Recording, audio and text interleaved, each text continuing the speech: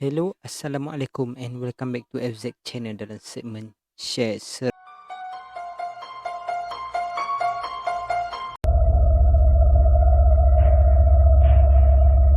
Pertama sekali, aku nak minta maaf sebabkan aku dah lama gila tak upload video baru disebabkan beberapa sebab.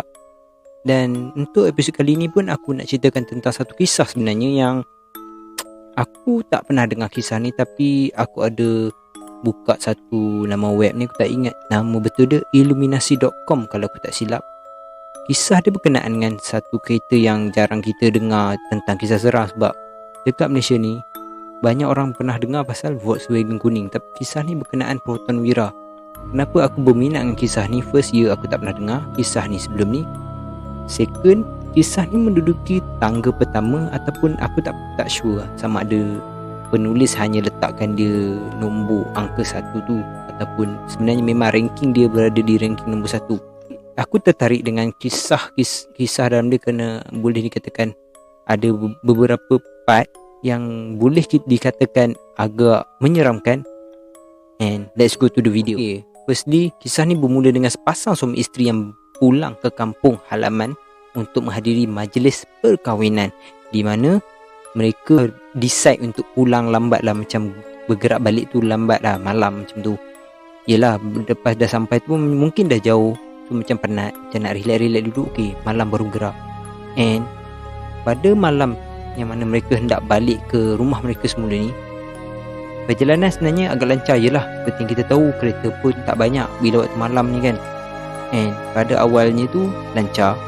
Secara tiba-tiba kereta yang dipandu oleh si suami ni hilang kawalan, and secara tiba-tiba berhenti. Si suami ni pun teringat bahawasanya dia baru saja sehari lepas telah pun menghantar keretanya untuk diservis. Lalu dia pun macam, yalah, peliklah kenapa keretanya menjadi sebegini. Lalu selepas saja terjadinya insiden tersebut, dia telah melihat di sekeliling mana mereka sekarang berada di tengah-tengah hutan, di mana jalan raya mereka ni kiri kanan hutan lah, macam tu boleh diceritakan.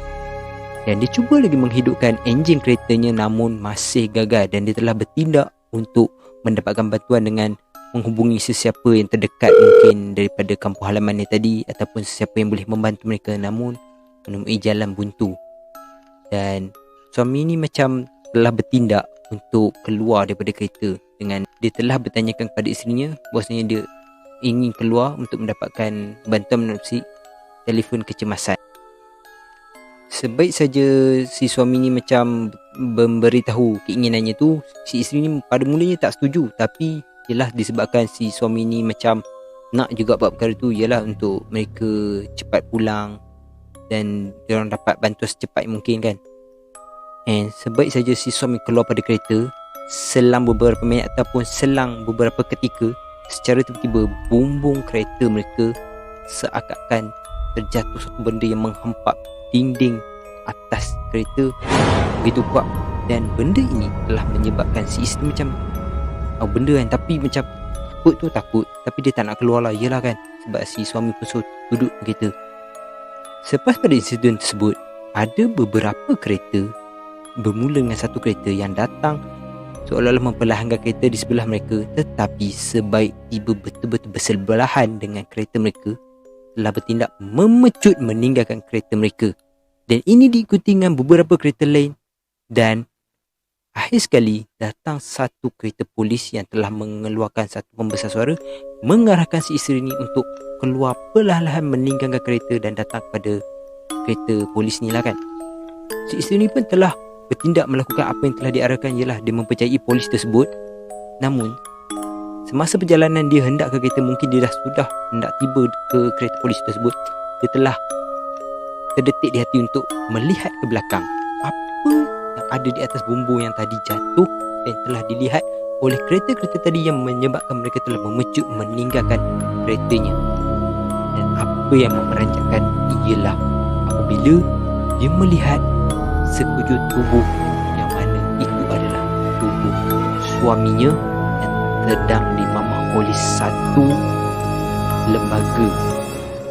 Lembaga tersebut sedang memakan jasad suaminya itu dengan begitu lahap, yang mana perkara ni aku tak sure sama ada betul atau tidak. Yelah, benda ni pun hasil pembacaan aku, tapi kalau betul benda ni terjadi, seriously aku cakap memang seram lah. Sebab benda ni berlaku pula malam kan. Dia pula duduk seorang-seorang je lah lepas suami dia tinggalkan tadi. And bila dia nampak macam tu, siapa je tak sedih. Suami yang tadi kononnya nak dapatkan bantuan terpaksa menghadapi perkara sedemikian.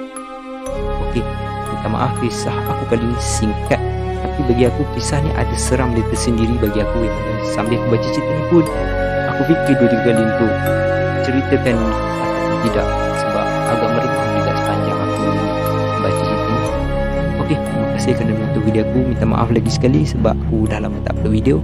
Terima kasih kerana support aku. Thanks for watching. Assalamualaikum. Bye bye.